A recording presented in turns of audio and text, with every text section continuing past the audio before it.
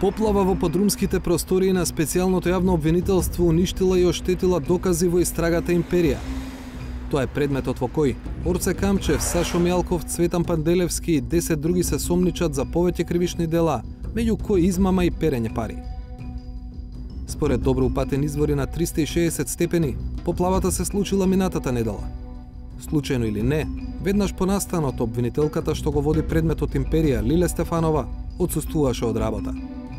360 степени праша во СЈО. Колку од доказните материјали во предметот Империја се уништени во минатонеделната поплава во просториите на СЈО? Дали е во тек истрага за да се утврди под какви околности се уништени доказите? Дали неколкудневното отсуство од работа на обвинителката што го води предметот Империја, Лиле Стефанова, е поврзано со овие настани? Од СЈО го потврдија настанот. Ова е одговорот на обвинителството, интегрално.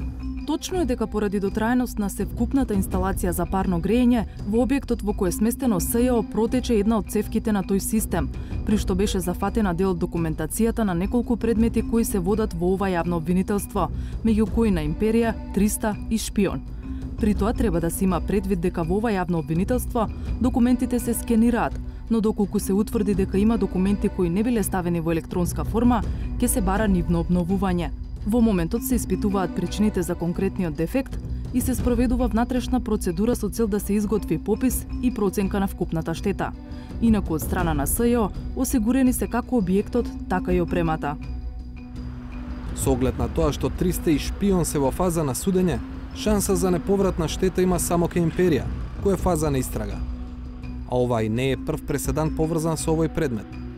Уште кога СЈО ја објави истрагата на 9 ноември минатата година, обвинителството немаше вообичаена пресконференција, ниту пак ја следеше сопствената пракса да објави детали од кои може да се види кој за што се сомничи или каква е поврзаноста меѓу физичките и правните лица во предметот. 5 мина осомничење меѓу кои Камчев и Мјалков завршија во притвор, а за јавноста беше објавено соопштение со збирен преглед на кривичните дела и најава. Во скоро време се очекува и проширување на истрагата кон нови лица и за нови кривични дела. Само месец и половина подоцна на крајот на декември, СЈО се премисли и наместо до тогашниот затворски побара куќен притвор за осомничените во овој предмет. Образложението беше дека успешно се прибрани сите докази и потребни сведочења. Испитавме одредени лица и сведоци кои беа важни за потврдување на некои факти врз основа на финансиските документи и сметаме дека во следниот период, од додека трае истрагата, ќе се вршат само финансиски анализи, така да присуството на осомничените или во притворот не се потребни, не можат веќе да влијаат на самата истрага со влијание на некои сведоци или да го повторат делото. Но наспроти овој став на Јанева од крајот на декември дека осомничените веќе не можат да влијаат на сведоци, во февруари СЈО излегува со сосема спротивна оценка. Во досегашниот тек на истрагата сослушани се голем број сведоци, но потребно е да се изврши распит уште на голем број сведоци со оглед дека е опфатен голем временски период. Бројот на сведоците и соучесниците се зголемува ако се има предвид дека првичната наредба за спроведување на истрага е проширена. Обвинетиот, доколку биде пуштен да се брани од слобода, ќе попречува кривичната постапка преку влијание врз сведоци и соучесници. Цитатот е од барање на СЈО за продолжување на мерката куќен притвор за Орце Камчев од 6 февруари, содржан во решението на Врховниот суд за жалбата на осомничениот да му биде укинат куќниот притвор. Камчев го доби тој случај и сега е на слобода. Тој и други осомничени во Империја беа првите што се офајде од начелното правно мислење на Врховниот суд од крајот на јануари, според кое СЈО не е овластен тужител во предметите за кои не е поднесено обвинение до 30 јуни 2017 година. А Империја е токму таков предмет. Но не само минатото, туку и днината на предметот Империја е под знак прашање. Стручната јавност е поделена. Дали и со новиот закон за јавното обвинителство, со што СЈО останува дел од редовното обвинителство, ќе може да се продолжи со предметите за кои што не се поднесе обвинение до крајниот рок предвиден во стариот закон за специјалното јавно обвинителство. Професорот Гордан Калајджиев, кој самиот беше дел од работните групи, вели дека империја и другите нови предмети ќе мора да се прекинат. Во емисијата Само вистина тој образложи зошто измените на законот не можат да влијаат на начелното правно мислење на Врховниот суд. Не можете вие, порбедено со рокот, да го решите со закон што ќе следува, да речеме, за месец дена.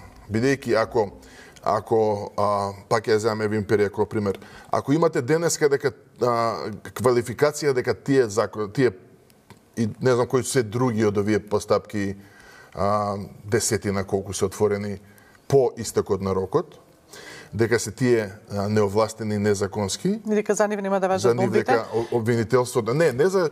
Со бомбите друга приказна. Ќе објаснам со бомбите и што е втор трик. Но за рокот објаснувам, ако тие се, ако постои правна пречка, постапката сега треба веднаш да се запре. Не може после еден месец-два, со новиот закон, да се врати можноста да се гонат луѓе кои што денеска не може да се гонат. Например, ја го сум обвинет. Има правна пречка, обвинителството кое што го презело предметот. Тука посебно е проблематично зошто СЈО презело предмети од редовно обвинителство во време кога тоа обвинителство е нормализирано. Значи дојде на нов обвинител и слично. Зошто го презело империја? Од обвинителството кое што ве застанува на нозе. А имаат главоболки да си ги завршат нивните предмети што веќе ги имаат отворено. Да се факторизира, да ги спаси овие со тоа што ќе ги отвори, бидејќи нема право да ги не знам што да кажам, голема авантура. На спротивна позиција се академик Владо Камбовски, но и министерката за правда Рената Десковска. Ги изложи своите аргументи во емисијата Вин-Вин. Ако законот воспостави, овој закон што го предложивме, воспоставува надлежност на, и тоа е изрично напишано, за специјалното јавно обвинителство, за предмети кои што биле во фаза на истрага, за предмети за кои што е поднесено обвинение, а за дела кои што се во предистрага, зависно од надлежноста, може да паднат во организиран криминал, може да паднат во специјалното јавно обвинителство. Значи, Врховниот суд не би смел да помисли да отфрла заради тоа што некој бил ненадлежен тужител. Значи, и слушнав и јас муабети, па дека во Врховниот суд може да се толкуваат поблаг закон, ретроактивно важење и слично. Значи, тоа апсолутно не може да важи. Ама вие сега ова го представувате како зборуваат некој во кафеана. Така зборуваат и правни експерти. Значи, нивното толкување не води сметка за тоа што е пракса на Европскиот суд за човекови права. Значи, таму стои дека кога се повикувате на начело на поблаг закон или не поблаг закон или поригорозен закон, тоа не би важи за процесните права или за процесните закони. Тоа значи дека вие, ако ви се смени одредено процесно право, сега тука е дали е некој овластен тужител или не е процесно прашање. Ако се смени тој закон, тоа апсолутно нема основ толкувањето дали е ретроактивно или не. Сашо Мијалков е единствениот осомничен во империја кој во моментов е во притвор, но поради првостепената пресуда во друг предмет, Титаник 2. Сите останати се на слобода. И тие и осомничените, и обвинетите во другите нови предмети, но и јавноста, се во исчекување на политичките консултации за иднината на СЈО. Освен ако во меѓувреме, настан како неодамнешната поплава во СЈО не предизвика штета што може да биде и ненадомислива.